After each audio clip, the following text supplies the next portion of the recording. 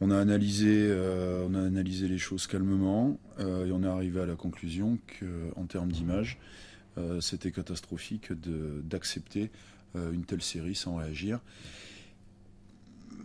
Les choix sportifs sont gérés à Bordeaux par l'entraîneur. Tout le monde lui a fait confiance depuis plusieurs mois sur des choix sportifs, des choix d'hommes bien particuliers. Ces choix n'ont pas été validés, ne sont pour l'instant absolument pas validés. Et on connaît tout simplement la pire série de l'histoire des Girondins des 30 dernières années. Donc on ne pouvait pas rester sans réaction. Et le premier responsable du sportif aux Girondins, c'est l'entraîneur. Alors bien sûr qu'il n'y a pas que ce problème-là, mais c'est le problème le plus urgent qui doit être réglé. C'est une prise de position extrêmement rare chez les ultramarines de son histoire récente, me semble-t-il, non? Non, c'est pas extrêmement rare. On a participé au départ de Tigana, parce que Tigana, quand il nous explique que c'est parce que sa fille s'est fait insulter en haut de la tribune qu'il quitte les Girondins, moi j'arrive pas à le croire, hein. C'est plutôt le virage chute qui, quelques minutes avant, demandait son départ. Et je pense qu'au contraire de Gourvenec, c'est que Tigana ne supportait pas de ne plus avoir l'appui du peuple bordelais. Et c'est la raison pour laquelle il a démissionné. Gillot, on avait aussi plus ou moins pris position. Sagnol également. Bon, c'est vrai que là, on l'a fait d'une manière tranchée parce que on ne sent pas de réaction. Voilà. Et on ne peut être complice d'une telle situation où on accepte une telle série sportive calamiteuse, quoi. Vous avez échangé avec les dirigeants il n'y a pas très longtemps.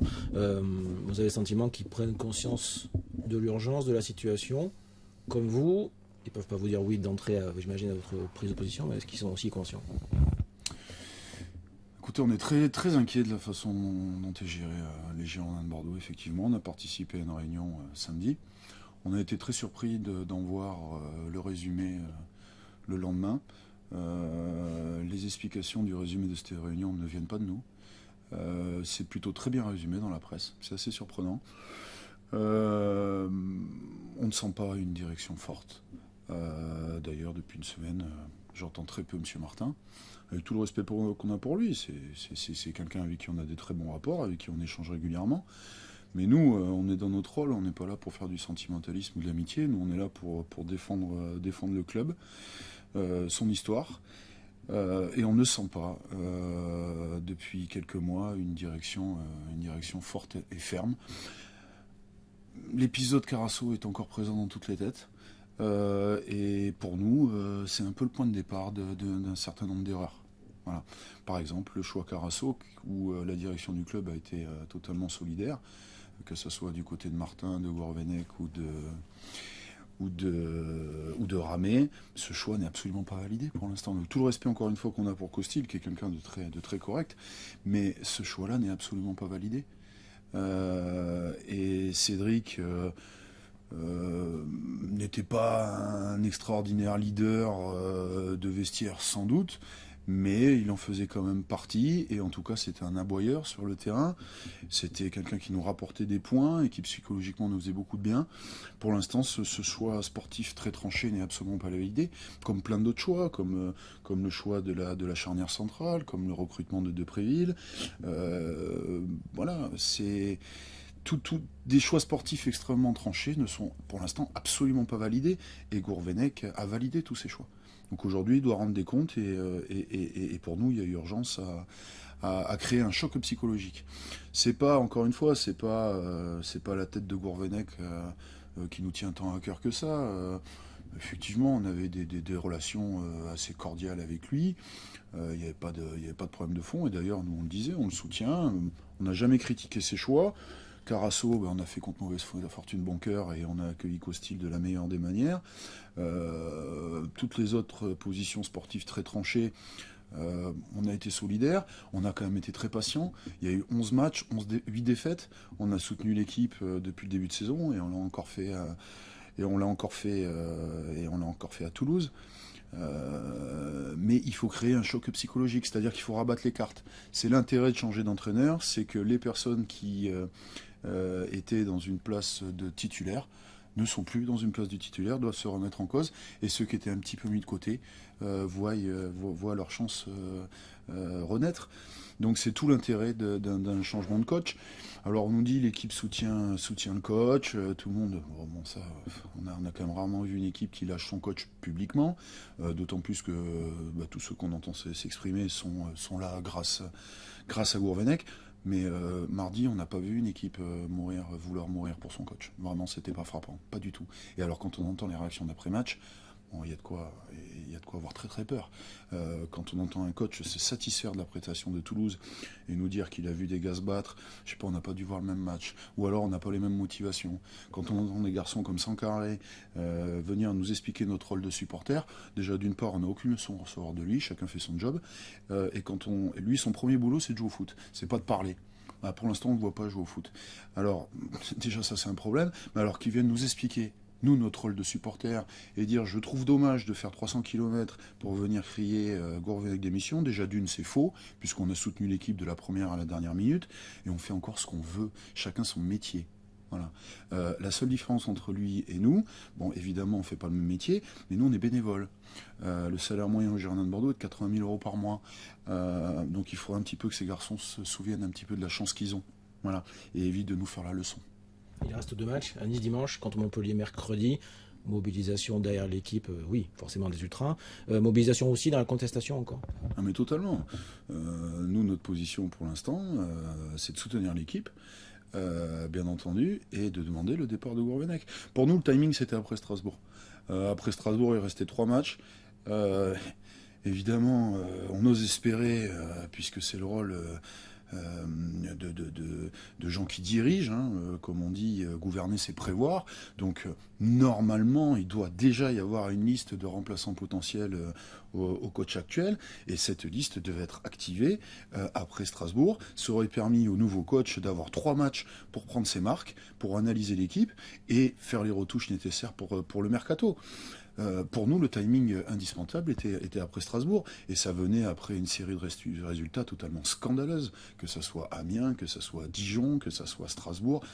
On parle quand même pas de Cador, quoi. On parle de promus, on parle d'équipes qui ont des budgets 3 fois inférieurs aux nôtres. Donc c'est pas possible de tolérer une telle série. Et après Strasbourg, il devait y avoir un changement d'organigramme. Bon, ça n'a pas été le cas. Il y a sans aucun doute des motivations financières très forte, mais enfin on rappelle quand même qu'entre la 17e place et la 6e place, il y a aussi un enjeu budgétaire et financier extrêmement important. Donc nous, on ne voulait pas attendre. Voilà. Et le match à Toulouse nous conforte dans cette idée. Vous êtes inquiet aujourd'hui ? On est très inquiet. On est inquiet sans aucun doute comme on l'a jamais été. Parce qu'on sent absolument pas de gouvernance. On sent un navire qui coule sans commandant. Voilà. On est depuis 2010 sur une pente difficile. On n'arrive pas à avoir une régularité dans les résultats, on n'arrive pas à avoir une régularité dans le coach. Les gens nous disent à juste titre, c'est trop facile de taper sur l'entraîneur, il n'y a pas que ce problème. Mais totalement, on est entièrement d'accord. Mais la décision première et la plus urgente est de repartir sur un nouveau cycle avec un nouveau coach. Et évidemment, il va falloir regarder également tout le reste du fonctionnement du club. C'est pas normal que depuis une semaine, 10 jours, on n'entend quasiment pas le président. Depuis le début de cette crise, on n'a pas entendu une seule fois le directeur sportif. Qui gouverne ce club ? Qui gouverne ce club ? Et Monsieur de Taverneau, envers qui on a énormément de respect et qui nous a prouvé son attachement au club, en qui on n'a pas grand-chose à reprocher, puisque force est de constater que cet été, le trou financier récurrent des Girondins depuis quelques années est encore une fois comblé, et que l'argent des ventes a été réinvesti dans les achats. On n'a jamais été pris en traite par M. de Taverneau. M. de Taverneau nous a toujours dit, nous, notre objectif, c'est d'être européen 3 fois sur 4. On n'est pas des mécènes, on est une entreprise qui n'est pas une multinationale gigantesque, mais qui est une entreprise importante, mais pas gigantesque. On doit faire attention au budget. Donc nous, on a toujours été d'accord avec ce discours. Et quelque part, on a toujours dit aussi que nous, on préférait une société sérieuse comme M6, plutôt que comme on peut le voir, même si à Monaco, Paris, pour l'instant ça marche, mais que fera Monaco, Paris si les Qataris ou les Russes s'en vont? On a vu par exemple, Lens a eu d'énormes déboires avec un soi-disant richissime azerbaïdjanais ou je ne sais quoi. Donc nous, on préfère une société sérieuse comme M6 plutôt que des fonds un peu plus douteux et un peu moins fiables. Donc au niveau de M6 et de Taverneau, finalement, bon, ils nous ont jamais pris en traite, ils nous ont dit clairement les choses. Nous, on comble les trous, on réinvestit les ventes. Et notre objectif est d'être européen au moins 3 fois sur 4. Et il est évident qu'à l'heure actuelle, il est compliqué de rivaliser avec Paris, Monaco, Lyon et même Marseille. Bon, très bien, on l'entend, et quelque part, on l'accepte. Maintenant, quand M. Taverneau nous dit qu'il n'y a pas de problème de gouvernance, là, on commence à être très inquiet. Parce que si actuellement au Girondin, il n'y a pas de problème, malheureusement, c'est pas ce qu'on constate, vraiment. Et on aimerait vraiment que M. Taverneau remette de l'ordre dans la maison.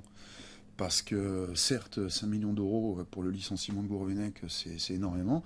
Mais encore une fois, avoir le stade Galice avec une si faible affluence, avec un si faible engouement, alors qu'il y a un potentiel extraordinaire, que Bordeaux est une ville de foot qui ne demande qu'à renaître, et qu'encore une fois, entre une 15e, 17e place et encore pire, une relégation. Il ne faut pas croire que ça ne peut pas nous arriver. C'est bien arrivé à Monaco.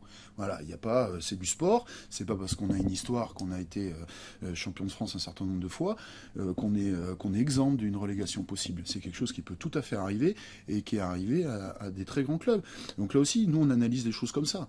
Et puis à un moment donné, il faut aussi assumer. Je veux dire, on a fait une confiance aveugle dans le coach. Il a un très très bon salaire. Il a un contrat longue durée, il a fait venir tout son staff. Eh bien, quelque part, quand on s'est trompé, il faut assumer. Et aujourd'hui, on demande à la direction d'M6, aux propriétaires du club, de mettre de l'ordre dans la maison, de revoir l'ensemble de l'organigramme, de clarifier les choses, et qu'on ait aussi également des gens de caractère qui quand le bateau coule, vont au charbon pour que ce bateau ne coule pas et se redresse.